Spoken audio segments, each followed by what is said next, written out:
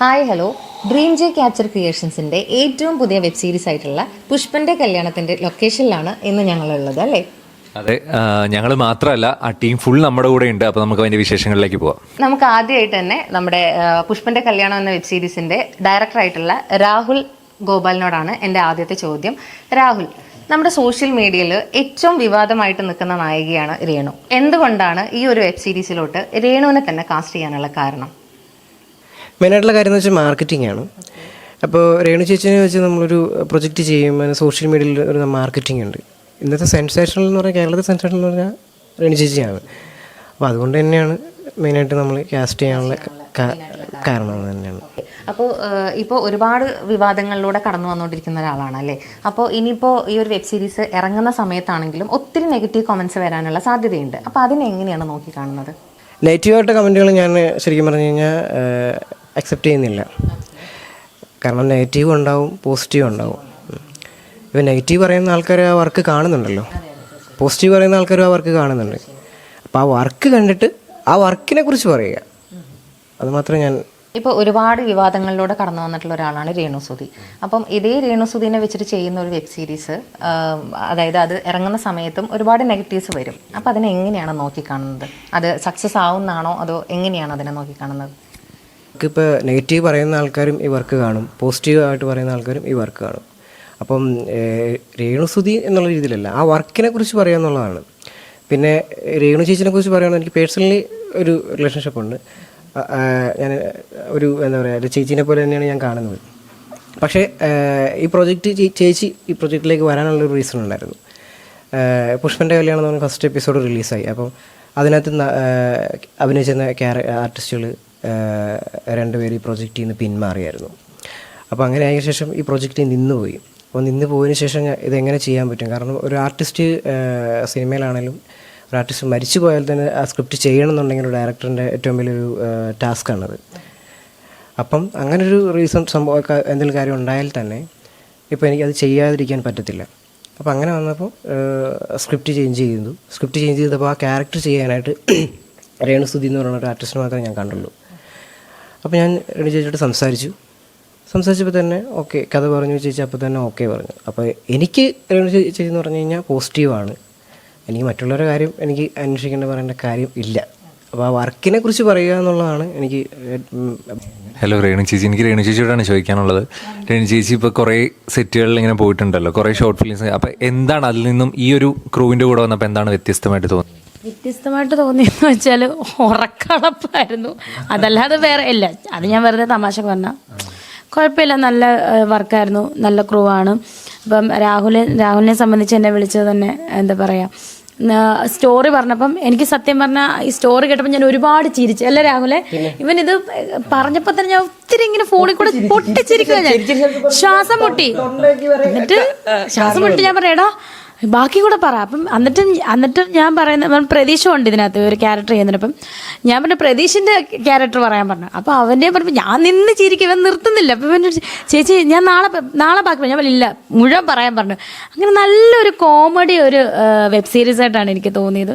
So അതുകൊണ്ട് തന്നെ ഞാനിത് ഒന്നും നോക്കിയില്ല, ഓക്കെ പറഞ്ഞു. അങ്ങനെ ഡേറ്റ് തീരുമാനിച്ചു. ഞാൻ ഇടയ്ക്കിടയ്ക്ക് വിളിക്കുന്നുണ്ട്, ഡേറ്റ് ആയോ. ഞാൻ അങ്ങോട്ട് വിളിച്ചു ചോദിച്ചു. എനിക്ക് ഈ ഷൂട്ടെന്നൊക്കെ കൊണ്ട് എനിക്ക് ആത്മാർത്ഥതയാണ് സത്യം പറഞ്ഞത്. അപ്പം ഞാൻ രാഹുലിൻ്റെ അടുത്ത്, രാഹുലെ ഡേറ്റ് എന്താണ് ചേച്ചി, അത് ഞങ്ങൾ അടുത്ത ആഴ്ച പറയാം, ഇങ്ങനെ. കാരണം എനിക്ക് വേറെ വർക്ക് വന്നുകൊണ്ടിരിക്കുക. അപ്പം എനിക്ക് ഇതിനോടൊരു ആത്മാർത്ഥം, കാരണം അത്ര നല്ല കഥയാണ്. അപ്പം ഞാൻ പ്രതീക്ഷയോടും പറഞ്ഞേടാ ഇന്നപോലെ ഒരു സംഭവം. അപ്പോൾ അവനും പറഞ്ഞു ആ ചേച്ചി നമുക്ക് രാഹുൽ വിളിച്ചായിരുന്നു, ഓക്കെ ആ സെറ്റാന്ന് പറഞ്ഞു. അപ്പോൾ അങ്ങനെ വന്നു കഴിഞ്ഞ് ഇന്നലെയാണ് ഇവിടെ ജോയിൻ ചെയ്തത്. എല്ലാം നല്ല പെരുമാറ്റവും എല്ലാവരിൽ നിന്നും നല്ല അനുഭവങ്ങളാണ് നമുക്കുണ്ടായിട്ടുള്ളത്. So happy. പിന്നെ നല്ലതായിട്ട് ഇന്നത്തെ വർക്ക് പോയി, നാളെ ഒരു ദിവസം കൂടെ ഉണ്ട് വർക്ക്. അപ്പം എല്ലാവരും സപ്പോർട്ട് ചെയ്യണം പുഷ്പൻ്റെ കല്യാണം. ഏത് രീതിയിലുള്ള ലവ് സ്റ്റോറി ആണോ അതോ?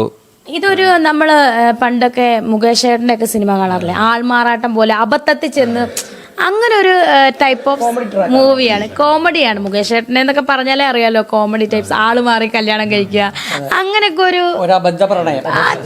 അത് തന്നെ ചേട്ടൻ പറഞ്ഞ പോലെ അങ്ങനെ ഒരു സംഭവമാണ് ഇത്. എന്തായാലും നമ്മുടെ പ്രേക്ഷകർക്ക് ഇഷ്ടപ്പെടും എന്ന് തന്നെയാണ് ഞാൻ വിശ്വസിക്കുന്നത്. പ്രത്യേകിച്ച് എന്നെ സപ്പോർട്ട് ചെയ്യുന്ന എല്ലാവർക്കും ഇതൊരു വെറൈറ്റി സ്റ്റോറി തന്നെയാണ്. ഞാൻ കോമഡി ചെയ്തിട്ടില്ലെന്ന് തോന്നുന്നു ഇതിന് മുന്നേ. അങ്ങനെ ഒന്നിലും ചെയ്തിട്ടില്ലെന്ന് തോന്നുന്നു അധികം. അപ്പം ഇത് എല്ലാ തീർച്ചയായിട്ടും പ്രജീഷ് അല്ല പ്രതീഷ് അവന്റെ പേര് പ്രതീഷ് എന്നാണ്. സോ ആള് ഉണ്ടാവും. അതെ വരട്ടെ, അതല്ലേ നമ്മൾ ഓരോ ട്രോൾസും ആണല്ലോ നമുക്ക് ഓരോ എന്താ പറയാ മുന്നോട്ടുള്ള പ്രചോദനവും കാര്യങ്ങളും. ഹാപ്പിയാണ്. ഞാൻ എപ്പോഴും പറയുന്ന പോലെ ഓരോ നെഗറ്റീവ്സും പോസിറ്റീവ്സും നമ്മൾ അക്സെപ്റ്റബിൾ ആണ്. ഓരോന്നും നമുക്ക് പൂമാലകളായിട്ട് നമ്മൾ സ്വീകരിക്കുന്നു. So thank you. അപ്പൊ നമുക്ക് എന്തായാലും ഈ ക്രൂവിലെ അടുത്തൊരാളെ പരിചയപ്പെടാം. മൈൻഡ് മാജിക് ബെന്നി അല്ലേ? അതെന്താ അങ്ങനെ ഒരു പേര് വരാൻ കാരണം? അങ്ങനെ ഒരു പേര് വരാൻ കാരണം ഞാനൊരു ട്രെയിനറാണ്. അതായത് mind and universal power training എന്ന് പറഞ്ഞാൽ ഒരു സൈക്കോളജിക്കലായിട്ടുള്ള എനർജി ബേസ്ഡ് ആയിട്ടുള്ള ഒരു ട്രെയിനിങ്.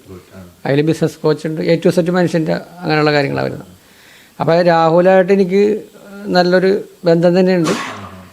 നല്ലൊരു ഡയറക്ടറാണ്, നല്ല കഴിവുള്ള നല്ല കാഴ്ചപ്പാടുള്ള ഒരു ഡയറക്ടറാണ്. ഈ പയ്യെ തിന്ന പനയും തിന്നാന്ന് പറയുന്ന പോലെ ഒന്നിനൊരു വെപ്രാളും ഇല്ലാത്ത വളരെ ഇരുത്തം വന്ന ഒരു ഡയറക്ടർ. അപ്പോൾ ആ രാഹുലായിട്ടുള്ള ഒരു ബന്ധത്തിൻ്റെ ഇതിലാണ് ഞാൻ ഓൾറെഡി ഇതിൽ വന്നത്. ഇതിൽ നമ്മുടെ നായകൻ്റെ അച്ഛൻ ചന്ദ്രൻ എന്ന് പറഞ്ഞൊരു കഥാപാത്രം. അപ്പോൾ എന്തായാലും അത് നല്ലൊരു എക്സ്പീരിയൻസ് ആയിരുന്നു. എല്ലാവർക്കും നല്ലൊരു അല്ലേ, നല്ല ലൊക്കേഷനിലൊക്കെ നല്ലൊരു നമ്മളൊരു നല്ല ഹാപ്പി മൂഡായിരുന്നു. രേണു ശരിക്കും രേണു നമ്മളിപ്പോ പൊതുവേ ഇപ്പൊ ഒരു കലാകാരി എന്നുള്ളതിൽ എനിക്ക് സുധിനെ എനിക്ക് അറിയാവുന്ന നേരത്തെ പോലെ അത് വെച്ചിട്ട് നമുക്കറിയാം. പക്ഷെ പബ്ലിക്കിന്റെ മുമ്പിൽ നോക്കുമ്പോൾ ഇതുപോലെ ഒരു കോമാളിയായിട്ട് ആൾക്കാർക്ക് തോന്നും. പക്ഷേ നേരിട്ട് കാണുമ്പോഴാണ്, സംസാരിക്കുമ്പോഴാണ് ഈ പറഞ്ഞ പബ്ലിക് വിചാരിക്കുന്ന ആളെ അല്ലത്. കാരണം ഓരോരുത്തർക്കും അവരുടെ എത്രയോ പബ്ലിസിറ്റിയുള്ള നടിമാർ എന്തെല്ലാം കാണിക്കണം, അതിന് ആൾക്കാർക്കൊന്നും അത്ര പറയാനില്ല അല്ലേ. ഒരു കൊച്ചു കലാകാരി വളർന്നു വരുമ്പോൾ എല്ലാവരും തളർത്തണവരുണ്ടാവും. പക്ഷെ ആ തളർച്ചയിലൊക്കെ നമ്മൾ പൊരുതി അതൊക്കെ ഫേസ് ചെയ്ത് മുന്നോട്ട് വന്നിട്ടാണ് സക്സസ് ഉണ്ടാകണം ലൈഫിൽ. അപ്പോൾ രേണുവിനെ പ്രത്യേകം ഞാൻ അതിൽ അഭിനന്ദിക്കണം.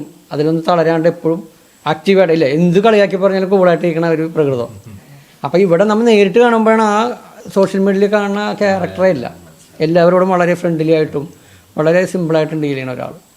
അത് ഫസ്റ്റ് എക്സ്പീരിയൻസാണ് എനിക്ക് സെറ്റിൽ. അപ്പോൾ അതുപോലെ എനിക്ക് ഞങ്ങളുടെ പ്രേക്ഷകരോട് പറയാനുള്ളത്, ഇതൊരു എല്ലാവർക്കും നല്ല എൻജോയ് ചെയ്യാൻ പറ്റിയൊരു എൻ്റർടൈനറാണ്, ഒരു കോമഡി സബ്ജക്റ്റാണ്. ഇപ്പോൾ രാഹുൽ ഈ കഥ എന്നോട് പറയുമ്പോഴും ഇതിന് എന്തുകൊണ്ട് ആപ്റ്റാണ് ശരിക്കും രേണുവിന്. അതാ ശരിക്കും ആ ക്ലൈമാക്സ് വരുമ്പോൾ നമുക്ക് മനസ്സിലാവുള്ളൂ. ശരിക്കും പറഞ്ഞാൽ ഇപ്പം വേറൊരു ആർട്ടിസ്റ്റ് ഇല്ല, വേറൊരു ആർട്ടിസ്റ്റ് ചെയ്താലും ഒരു പഞ്ചില്ല അതിന്. ശരിക്കും ഇതിനൊരു പഞ്ച് എൻ്റെ രേണു. ഇപ്പം കഥ എന്നോട് പറഞ്ഞപ്പോൾ തന്നെ രേണുവാണെന്ന് പറഞ്ഞപ്പോൾ തന്നെ നമുക്കത് ചിരി വരും.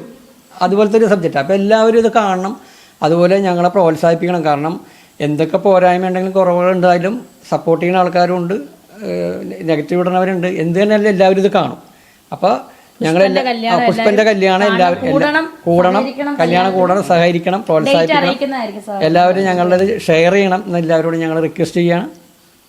കല്യാണക്കുറി ഞങ്ങൾ നേരത്തെ അറിയിക്കുന്നതായിരിക്കും.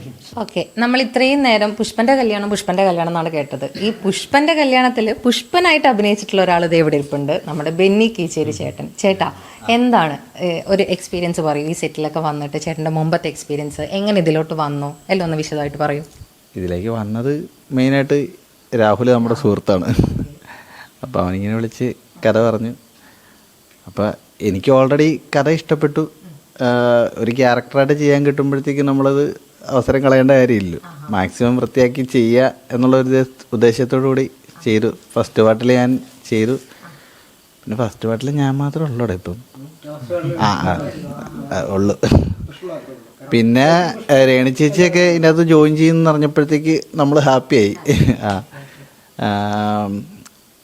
നിനക്ക് മാത്രം അത്ര ഹാപ്പി.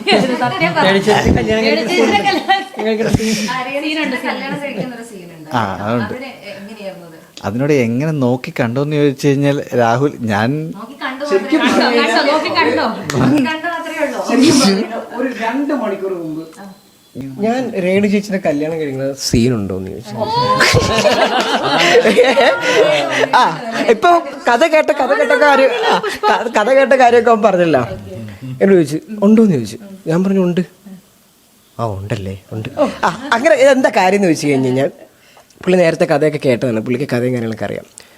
ഈ ലൊക്കേഷനിൽ ഏറ്റവും കൂടുതൽ ഓടി നടന്ന് വർക്ക് ചെയ്യുന്ന 2 ആൾക്കാരാണ് ബെന്നിയും പ്രശാന്തും.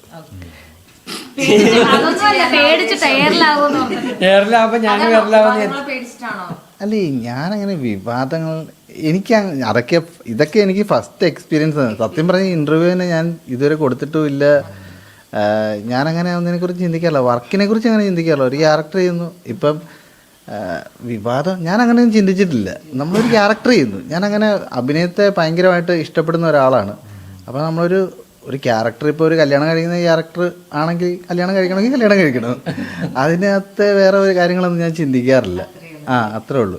പിന്നെ എനിക്ക് ഒരു അത്ഭുതത്തോടെയും ആകാംക്ഷയോടെയും അങ്ങനെ പല ഇതിലൂടെയാണ് ഞാൻ നോക്കിക്കാണുന്നത്. ഇപ്പം എന്നോട് ആൾക്കാർ എങ്ങനെയൊക്കെ ചോദിക്കും എന്നുള്ളതിനെക്കുറിച്ചൊക്കെ ഞാൻ ആദ്യം ആലോചിച്ചിട്ടുണ്ട്. പിന്നെ നമ്മൾ ചിന്തിക്കുമല്ലോ, അങ്ങനെയാണല്ലോ.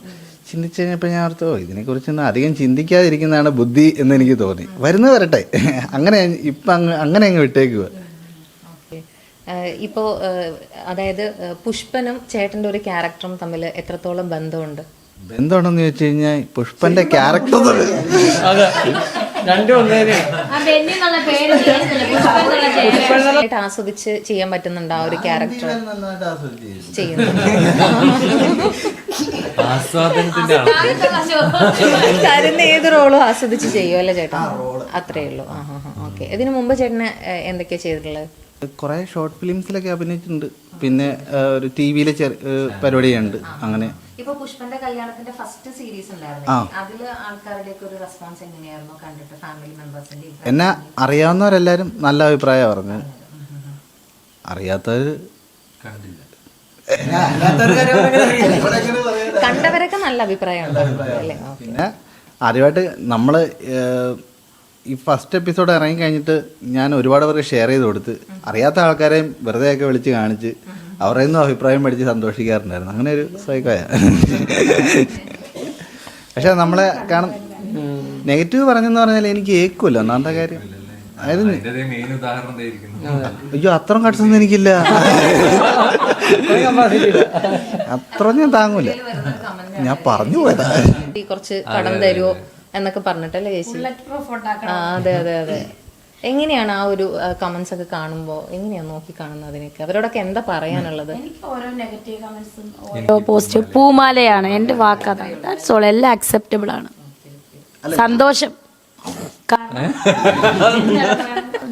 അതല്ല, നെഗറ്റീവൊക്കെ ഇപ്പോഴും മോഹൻലാലിനും മമ്മൂട്ടിക്കും പ്രധാന നടന്മാർക്ക് വരെ നെഗറ്റീവ് ഇല്ല. അവരത് തരണം ചെയ്തിട്ടാണ് വരിക്കുന്നത്. അല്ലെങ്കിൽ ചിലപ്പോൾ അവർ മൈൻഡ് ചെയ്യാതിരിക്കുന്നു എന്നുള്ളതാണ് കൂടുതൽ അവർ ചെയ്യുന്നതെന്ന് എനിക്ക് തോന്നുന്നു. നമ്മളതൊക്കെ കണ്ടല്ലേ പഠിക്കേണ്ടത്. നെഗറ്റീവ് നേരിടണമല്ലോ. അതെ, എപ്പോഴും പോസിറ്റീവ് മാത്രം. അല്ല, സത്യം പറഞ്ഞാൽ ഇവര് വന്ന് കമന്റ് ഇടണമെങ്കിൽ എല്ലാം കാണണ്ടേ? എന്തായാലും നമുക്ക് പ്രേക്ഷകരുണ്ടല്ലോ, അത് തന്നെ ഭാഗ്യമല്ലേ? അതാണ് സ്നേഹിക്കുന്ന ഒത്തിരി പേരുണ്ട്. ഇപ്പൊ കഴിഞ്ഞിടയ്ക്ക് തന്നെ എന്തോ മാലയോ അങ്ങനെ എന്തോ തന്നില്ലേ പ്രീതി മാം, പറക്കാട്ട് ജ്വല്ലറിയുടെ. അതെ അതെ. അപ്പൊ സ്നേഹിക്കുന്നവര് അല്ല, മാലയായിട്ടും അതുപോലെ ഒരുപാട് ഗിഫ്റ്റുകൾ ഇത് ഞങ്ങൾ തന്നാന്ന് പറയണ്ടെന്ന് പറഞ്ഞും ഒക്കെ. എന്നാലും ഞാൻ പറഞ്ഞു പോകും ചിലപ്പം. അപ്പം അങ്ങനെയൊക്കെ ഒരുപാട് ഗിഫ്റ്റിൻ്റെ തന്നെയല്ലോ, ആ സ്നേഹം മതിയല്ലോ. ഓടി വന്ന് രേണുവെന്ന് പറഞ്ഞാൽ കെട്ടിപ്പിടിച്ച ഒരു സ്നേഹമുണ്ടല്ലോ ഓരോ അമ്മമാരൊക്കെ. കഴിഞ്ഞ പ്രാവശ്യം ഞാൻ ഏറ്റവും കൂടുതൽ അത്ഭുതപ്പെട്ട കോഴിക്കോട് കടപ്പുറത്ത് എന്തോ ഫെസ്റ്റിവൽ നടക്കും. അപ്പോൾ ആ സമയത്തൊരു ഷൂട്ടുണ്ടായിരുന്നു.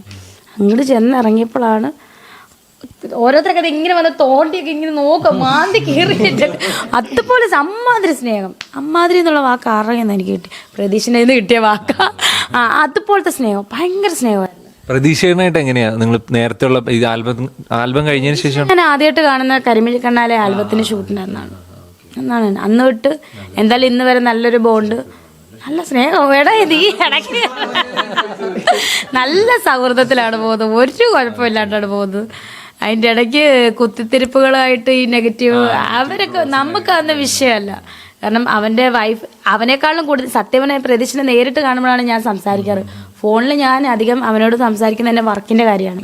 എടാ ഇന്ന പോലെ ഒരു വർക്ക് അത് എവിടെയായടാ, അല്ലെങ്കിൽ ഞങ്ങൾ ഒരുമിച്ച് പോകുന്ന വർക്ക് എവിടെ എത്തിയ, അതല്ലാണ്ട് ഏറ്റവും കൂടുതൽ ഒരു സംസാരിക്കുന്ന അവൻ്റെ വൈഫുമായിട്ടാണ്. അപ്പോൾ അത്രയ്ക്കും എന്താ പറയുക, ഫാമിലി ആയിട്ട് നല്ല റിലേഷനാണ് ഞാൻ. അപ്പം പിന്നെ ഈ നെഗറ്റീവ് പറയുന്ന ആരെയും നമുക്ക് ഭയക്കേണ്ട കാര്യമില്ലല്ലോ. സന്തോഷം. എല്ലാവരും ഓർക്കുന്നത് നല്ല ഉറക്കത്തിൻ്റെ ക്ഷീണമുണ്ട്, അതാ ഇങ്ങനെ സംസാരിക്കുന്നത്. അപ്പൊ ഇനി ഡയറക്ടറിനോട് ഞാനൊരു ചോദ്യം ചോദിക്കട്ടെ. അപ്പൊ ഇനി സിനിമയാണോ സ്വപ്നം? ഇത് എന്നോട്ടാണ് ഈ ഒരു ഇതിലേക്ക് വന്നത്? ഞാൻ ശരിക്കും പറഞ്ഞു കഴിഞ്ഞാൽ ഓർമ്മ വെച്ച കാലം പോലെ തന്നെ സിനിമയാണ് സ്വപ്നം കാണുന്നത്. പിന്നെ 18 വയസ്സ് മുതൽ അസിസ്റ്റന്റ് ഡയറക്ടറായിട്ട് സിനിമയിൽ വർക്ക് ചെയ്തിട്ടുണ്ട്. അങ്ങനെ അതാണ് എക്സ്പീരിയൻസ്. പിന്നെ ഊണിലും ഉറക്കത്തിലും എല്ലാം സിനിമ തന്നെയാണ്. പിന്നെ ഈ ഒരു web series dream J capital creation എന്ന് പറഞ്ഞൊരു കമ്പനിയാണ് ചെയ്യുന്നത്. അപ്പം അതുകൂടെ ഞാൻ പറഞ്ഞുതരാം. പിന്നെ എൻ്റെ പ്രൊഡ്യൂസർ ജ്യോതിലക്ഷ്മി. അപ്പം എൻ്റെ ഫിയാൻസി കൂടിയാണ്. അപ്പം ആളെന്നോട് ചോദിച്ചു ഇതിപ്പോൾ നമ്മൾ ഇനി ഈ പ്രോജക്റ്റ് എങ്ങനെ ചെയ്യും. കാരണം എന്താണെന്ന് വെച്ച് കഴിഞ്ഞാൽ ഒരു ഡയറക്ടറിൻ്റെ ഏറ്റവും വലിയൊരു ഒരു മെയിനായിട്ടുള്ളൊരു ടാസ്ക്കാണിത്. കാരണം എന്താണെന്ന് വെച്ച് കഴിഞ്ഞാൽ ഇപ്പം ഞാൻ ഈ ഒരു പ്രൊജക്റ്റ് നിന്ന് പോയതിന് ശേഷം അങ്ങനെ ഒരു സിറ്റുവേഷൻ ആണെങ്കിൽ തന്നെ എനിക്ക് വേറൊരു പ്രൊജക്റ്റ് ചെയ്യാൻ പറ്റത്തില്ല. കാരണം എന്താണെന്ന് വെച്ച് കഴിഞ്ഞാൽ ഒരു പ്രൊജക്റ്റ് കംപ്ലീറ്റ് ചെയ്യാത്ത ഒരു ഡയറക്ടർക്ക് ഒരിക്കലും മറ്റൊരു പ്രൊജക്റ്റ് ചെയ്യാൻ പറ്റത്തില്ല. അപ്പം അദ്ദേഹം തന്നെയാണ് എൻ്റെ കൂടെ നിന്നതും എന്താ പറയുക ഈ വർക്ക് എങ്ങനെയെങ്കിലും ചെയ്യണം നമ്മൾ നന്നായിട്ട് ആ ഒരു രീതിയിൽ എന്നെ സപ്പോർട്ട് ചെയ്ത് എൻ്റെ കൂടെ നിൽക്കുന്നത് ജ്യോതിലക്ഷ്മിയാണ്. അപ്പോൾ അത് തന്നെയാണ് എൻ്റെ ഏറ്റവും വലിയൊരു സപ്പോർട്ട് എന്ന് പറയുന്നത്. ഇനി ഇതിൽ വേറൊരു കഥാപാത്രം ചെയ്ത് നമുക്ക് പ്രശാന്തേട്ടനോട് കാര്യങ്ങളൊക്കെ ചോദിക്കാം. എങ്ങനെയുണ്ട് ചേട്ടാ ഈ ഒരു സെറ്റിലേക്ക് വന്നപ്പോൾ? നേരത്തെ പരിചയമുള്ളവരാന്ന് തോന്നുന്നല്ലേ? പരിചയമുള്ളവരാണ്. എന്താ ക്യാരക്ടർ എന്താണ് ഇതിൽ ചെയ്യുന്നത്? ഇതിൽ ശാന്തൻ എന്ന് പറയുന്നൊരു കഥാപാത്രമാണ് ഞാൻ അവതരിപ്പിക്കുന്നത്. എൻ്റെ പേരും ശരിക്കും ഇതുമായിട്ട് ഒരു ശാന്തൻ എന്നാണ് ഈ കഥാപാത്രത്തിൻ്റെ പേര്. എൻ്റെ പേര് പ്രശാന്ത് എന്നാണ്. അതെ, സത്യത്തിൽ ഇതുമായിട്ട് സംഭവിച്ചു പോയതാണ്. പിന്നെ രാഹുലിൻ്റെ ഒരു പ്രത്യേകത എന്നാ ചെയ്തതിന് തൊട്ട് മുമ്പ് ഞങ്ങളൊരു ഒരു ആൽബം ചെയ്തിരുന്നു, 95 പ്രണയകഥ എന്ന് പറയുന്നത്. അത് ഞങ്ങൾ ഒരു സുഹൃത്തുക്കളെന്നുള്ള നിലയിൽ അതെ രാഹുലിനോട് ഒത്തിരി നാളത്തെ എനിക്ക് ബന്ധമുണ്ട്. അത് ഒരു വർഷമല്ല, കഴിഞ്ഞൊരു 10-14 വർഷമായിട്ട് എനിക്ക് രാഹുലുമായിട്ട് നിരന്തര ബന്ധമുണ്ട്. രാഹുൽ പല വർക്ക് ചെയ്യുന്ന സമയം തൊട്ടേ ഞാൻ ചാൻസ് ചോദിക്കുമായിരുന്നു. അതെ അതെ അതെ അതെ അതെ അതെ അങ്ങനെ ആദ്യമായിട്ട് വരുന്നത്. അതെ അതെ അതെ ഞങ്ങൾക്ക് അപ്പം അങ്ങനെ അദ്ദേഹം ഒരു അവസരം തന്നു. അതിന് ആ സമയത്തും തൊട്ട് 2-3 ഞങ്ങൾ ഒന്നിച്ച് വർക്ക് ചെയ്തിട്ടുണ്ട്. പിന്നെ ഇതാണ് കൂടുതൽ വളരെ സന്തോഷത്തോടു കൂടി ചെയ്തത്. പിന്നെ എല്ലാവരും പറയുന്നതിനോട് രേണുസുധിയെ കാണാനും പറ്റിയത് വലിയ സന്തോഷം. അതെ അതെ അതെ അതെ അതെ ഞങ്ങളൊക്കെ രേണുസുധി ഫാൻസാണ്. അതെ അതെ തീർച്ചയായിട്ടും വലിയ സന്തോഷമുണ്ട് രാഹുലിന്റെ ഡയറക്ഷന്. അല്ല അതാണല്ലോ സത്യാവസ്ഥ. സത്യം അതാണ്. ഇപ്പൊ എവിടെ തുറന്നാലും രേണുസുധി എന്ന് പറഞ്ഞ മാറ്റർ പ്രൊമോഷനാണ്. അല്ല ഞാനൊരു ചോദ്യം ചോദിക്കട്ടെ, ഇപ്പൊ ഈ രേണുസുധി വന്നതുകൊണ്ട് നിങ്ങൾക്ക് പ്രത്യേകിച്ച് ഒരു എക്സ്ട്രാ ഒരു ബെനിഫിറ്റ്? തീർച്ചയായിട്ടും. കാരണം വെച്ചാൽ മാർക്കറ്റിംഗ് എന്ന് പറഞ്ഞാൽ രേണുസുധി ഞാൻ നേരത്തെ പറഞ്ഞല്ലോ. കാരണം രേണുസുധി അത് രാഹുല് കാണിച്ച സത്യം പറഞ്ഞ ചിലവരത് പറയത്തില്ല അത് സത്യസന്ധമായിട്ട് പറഞ്ഞു കേട്ടോ. മാർക്കറ്റ് ചിലവർ പറയൂല അത് രേണുസുധിയെ ഞങ്ങൾ വിളിച്ച ആർട്ടിസ്റ്റ് ആയതുകൊണ്ടാണ് സൂചിച്ചാണ്ട് അങ്ങനെയൊക്കെയാണ് പറഞ്ഞ ഞാൻ കേട്ടിട്ടുള്ളത്. പക്ഷെ രാഹുല് സത്യം മാർക്കറ്റിംഗ് അതാണ് വേണ്ടത്. പിന്നെ തീർച്ചയായിട്ടും സത്യസന്ധത മാർക്കറ്റിംഗ് തന്നെ. ഓക്കെ, അപ്പൊ എന്തായാലും ഈ ഒരു ടീമിൽ നിന്ന് ഇനിയും വലിയ വലിയ പ്രൊജക്ട്സുകളൊക്കെ വരട്ടെ. ഈ വെബ് സീരീസ് ഒരു വൻ ഹിറ്റായി മാറട്ടെ. ഡ്രീം ക്യാപ്ചർ ക്രിയേഷൻ എന്ന് പറയുന്ന യൂട്യൂബ് ചാനലിലാണ് റിലീസ് പോകുന്നത്. അപ്പൊ സപ്പോർട്ട് ചെയ്യണം എല്ലാവരും. അടിപൊളിയാവട്ടെ. ശരി, താങ്ക് യു.